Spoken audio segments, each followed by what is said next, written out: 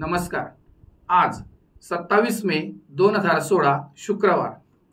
काल सकाळी झाडांना पाणी घालत असताना माझ्या पायाला 10-12 मोठ्या लाल मुंग्या कडकडून चावल्या।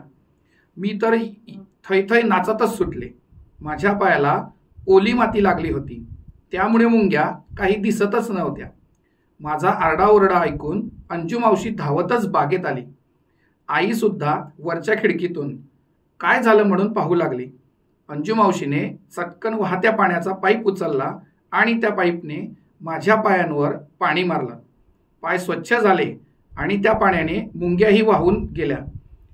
तरी 2-3 मुंग्या तशाच अंग गोळा करून पायाला चिकटून बसल्या होत्या। त्या मी रागाने झटकल्या। पायांची इतकी आग झाली की बस, मी काय पराक्रम केलाय हे पाहायला आई बागेत आली आणि खेकसली माझ्यावरच जोरात। तरी मी नेहमी सांगत असते, नीट बघून चालत जा। चालता यायला लागल्यापासून तुझं असंच आहे, सारखी धडपड धडपड धडपड। दाराला तरी धडकशील, ठेच तरी लागेल, चालताना पायरीच लागेल। तिने बरीच बडबड केली। नंतर मात्र तिने माझ्या पायांना कुठलंसं मलम लावलं। जरासं गार वाटलं। मी एकसारखी थंड पाण्याने पाय धुत होते।